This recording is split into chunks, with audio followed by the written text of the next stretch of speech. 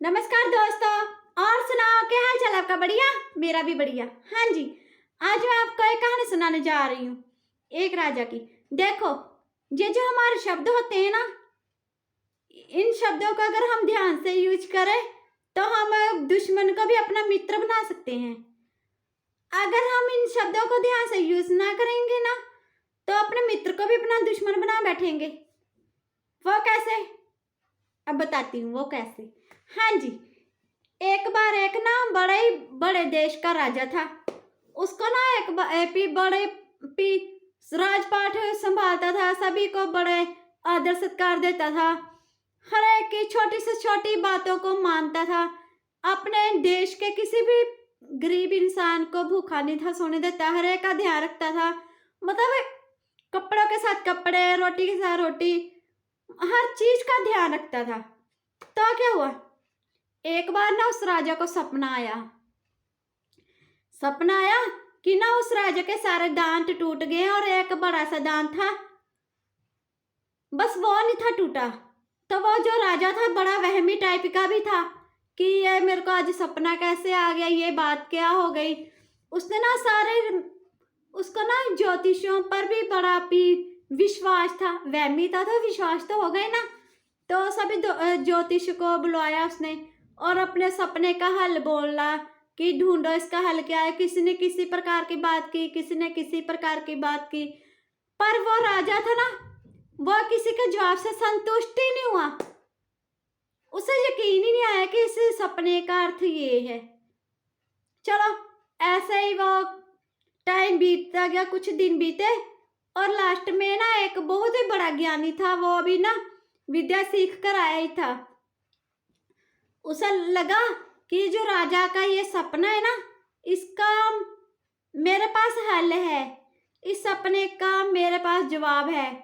चलो भाई, वो चला जाता है, राजा को बोलता है, राजा राजा मेरे पास तेरे सपने का हल है।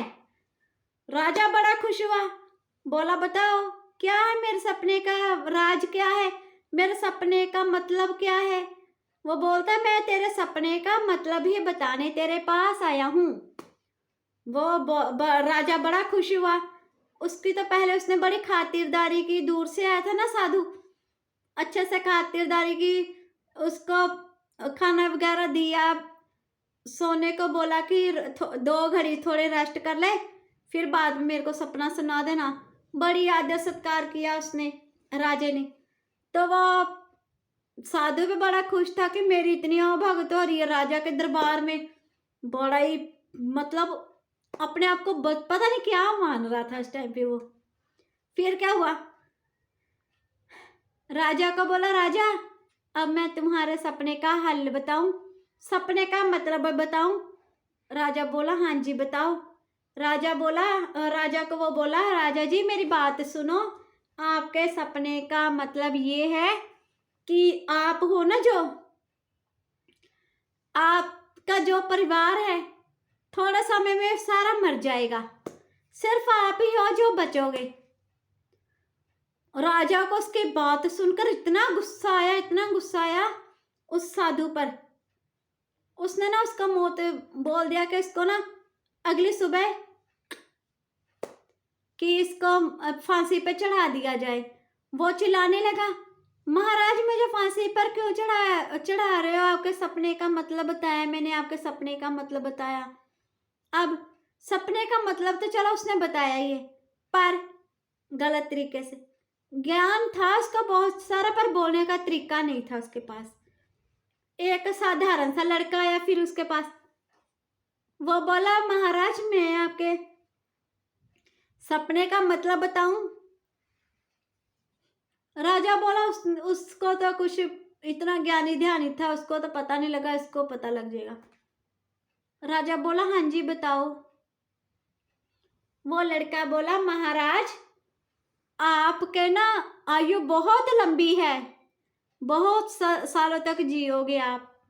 सबसे ज्यादा आपके परिवार में से सबसे ज्यादा आपकी ही उम्र है। आप सदियों तक इस यहाँ पे करोगे, राज करोगे, आप ऐसे आप वैसे हो, कि तारीफें भी की और उसको सपने का अर्थ भी बता दिया। मतलब अर्थ तो वही था, उस साधु ने भी वही बात की थी और इसने भी वही बात की, बात करने में अंतर हो गया। तो जो साधु ने बोला था वो कड़वाहट में भी, मतलब कि उसकी जुबान ऐसी थी तो उसको फांसी की सजा मिल गई। और ये जो था थोड़ा उसको बोलने का सलीका था आम से आदमी को, और उसको क्या मिला, इनाम मिल गया राजा की तरफ से, मोहरें मिली सोने की, उसके आवभगत भी अच्छी हुई, उसकी तो जय जयकार हो गई। तो दोस्तों हमें ना बस एक छोटी सी बात यही है कि हमें बात तो वही करनी है पर थोड़ी सोच समझ के करनी चाहिए। कि बात कर दो, ये नहीं है कि बात नहीं करनी, कि हमारे दिल में अगर कुछ है तो बोला ही ना। किसी की चापलूसी भी नहीं करनी हमने कि उसको बोल रहा तू वैसा है, तू बड़ा अच्छा है, तू बड़ा अच्छा है। ऐਵੇਂ चापलूसी करने से क्या फायदा। बात करो, हलीमी से करो, अगले को गुस्सा भी ना लगे, पता भी लग जाए इसको। हाँ जी, चलो नमस्कार, सत श्री अकाल, आदाब। और जिन्होंने मेरे चैनल को अभी तक सब्सक्राइब किया हुआ है उनका बहुत बहुत सारा धन्यवाद। और जिन्होंने मेरे चैनल को सब्सक्राइब नहीं किया कि वो मेरे चैनल को सब्सक्राइब करें, ताकि मेरे ऐसे ही कहानियाँ लेकर आप तक आसानी से आती रहूं। और बेल आइकन ज़रूर दबाएं, बटन जो होता है। तो आप सबका बहुत सारा धन्यवाद जो मेरी वीडियो को इतना प्यार दे रहे हो, इतना मुझे मान दे रहे हो, और आप मेरी वीडियो को पसंद कर रहे हो।